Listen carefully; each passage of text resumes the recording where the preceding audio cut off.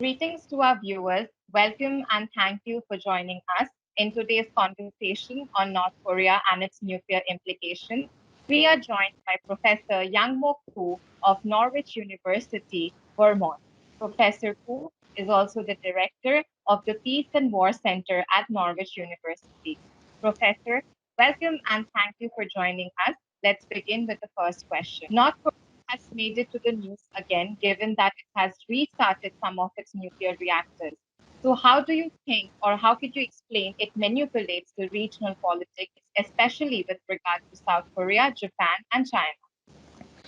Yeah, first of all, thank you for having me on these important interviews and for social media. Yeah, I mean, recently, just the International Atomic Energy Agency just revealed one report about North Korea's resumed nuclear activities at Yongbyon nuclear facilities there. So that was a huge event and very just important event affecting the regional politics. So definitely, from the South Korean perspective, it is not good sign because South Korean the government, Moon Jae-in government, has been making every effort to reconnect North Korea, to encourage North Korea come to nuclear talks and to move on the Korean Peninsula peace process. So that North Korean the resumed nuclear activities can be a little bit hindrance to that kind of efforts. To the Japan, I feel, I mean, just since a long time, I mean, I think 2003 when the six-party talks began. So as time went by, the Japan's stance on North Korean nuclear weapons and even nuclear the negotiations over that issue, always Japan was susceptible or suspicious of North Korea's intention to denuclearize its nuclear facilities. So, I mean, to the Japan, it's a just another layer of just incident to build up like Japanese mistrust towards North Korea. So, but it doesn't have like a big impact on the Japan's policy, the changes vis-a-vis North Korea. Right, China. I think as we know, the China has been making every effort to encourage North Korea to return to nuclear talks, as well as that the China just to try to push the United States to the how can I say that the lift its a sanction regime vis-a-vis North Korea in order for North Korea to come to nuclear talks again. So I think in terms of China, it is a little like a headache in terms of denuclearization efforts, but it is still the message that North Korea sent to the United States and other Western powers to ask Western powers to provide some sanction relief to, I mean, in order to restart the nuclear talks. Where do you fit North Korea's nuclear policy between the US and China, which have been emerging as the two Mhm. power giants Mm. now? Yeah, right. I mean, just the one thing I want to mention is that because of the intensification of U.S.-China rivalry, that was rekindled or started after the 2008-2009 global financial crisis. I think because of that, the intensifying U.S.-China rivalry, I think North Korea has been having more room to maneuver.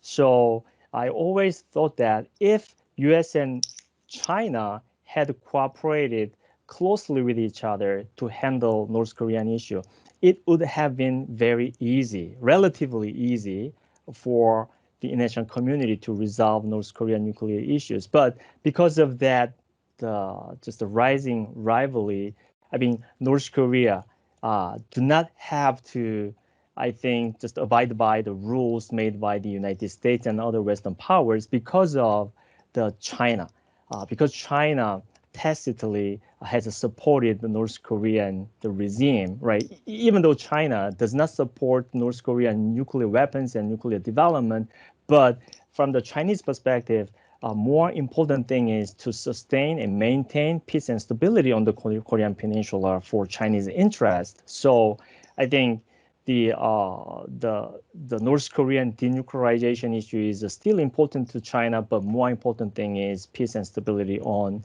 the Korean Peninsula. So the North Korean leaders, they know those kind of interest calculations. So what I'm saying is that North Korea has more room to maneuver, utilizing the rising U.S.-China rivalry.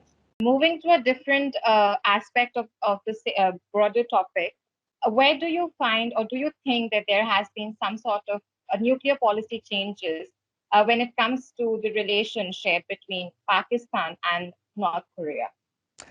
Right. I think just the one thing I want to mention about that, just as we know, starting in the mid 1990s and late 1990s, I think the North Korea and the Pakistan, they had kind of secret agreement to support Pakistan's missile development with the support from the North Korean missile technology, as well as North Korea's nuclear development with the support from the Pakistan's technology and materials. So as we see, the Pakistani nuclear scientist A.Q. Khan secretly provided nuclear technology. Even just with the support from the Pakistani government, North Korea was able to develop the highly enriched uranium, so-called HEU-based nuclear programs there. So I think the just the North Korea Pakistani nuclear or missile swap deal was very important in moving North Korean nuclear issue forward. So I think in terms of nuclear policies, just in terms of like a global nuclear strategy, I think Pakistan, right, in 1990s, even just India, were able to go around nuclear non-proliferation treaty, and then they just achieved nuclear development despite international sanctions and pressure. So I feel the North Korea wanted to follow that kind of direction. So as we know, over the last several decades, North Korea has suffered from the harsh international sanctions from the international community, but they really want to overcome those sanctions and then want to become de facto nuclear weapons, even just the de jure nuclear weapon states to be recognized as nuclear power in the international community. So in that sense, I think the North Korean leaders, they have strong desire to follow what happened in Pakistan in terms of nuclear policy. The US and the UN have been vehemently opposing the nuclear operations which are being conducted in North Korea. What do you think is the reason behind the ignorance which is put up by North Korea whenever it comes to nuclear proliferation? Yeah, yeah, that's an interesting and important question. As we see, even just this issue dates back to Korean War, which placed in 1950 through 1953. So, as we know, the U.S. at the time, U.S. military leaders seriously considered the use of nuclear weapons to wipe out North Korea, even just to prevent Chinese intervention from the North Korean War at that point. So that since that time on, the North Korean leaders, they were, they suffered from the U.S. threat and existential threat to North Korean regime. So over the last 7 decades, because of the issue, there was very important reason why North Korean leaders has been earnestly developing nuclear weapons.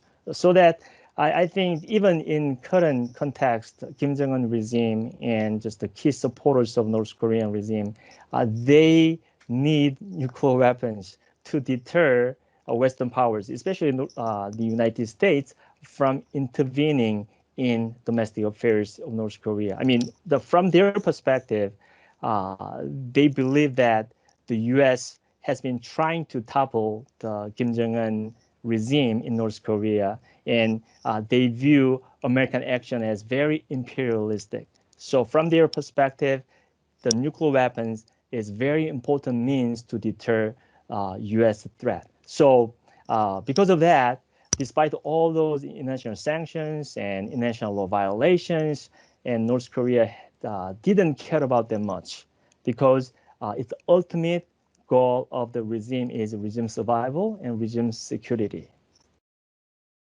Speaking of the US, the Joe Biden administration had recently conducted the North Korea nuclear policy. So, what do you think about that review, and do you feel it's enough to kind of sort out the problem, which is this coldness and the adverse situation which keeps on going on between the US and North Korea? Yes, I believe in April 2021, by the end of April 2021, Biden administration released North Korea policy review.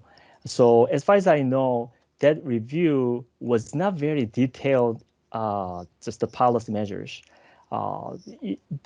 Instead of disclosing very detailed policy steps Biden government has, just it talks about kind of middle ground policies.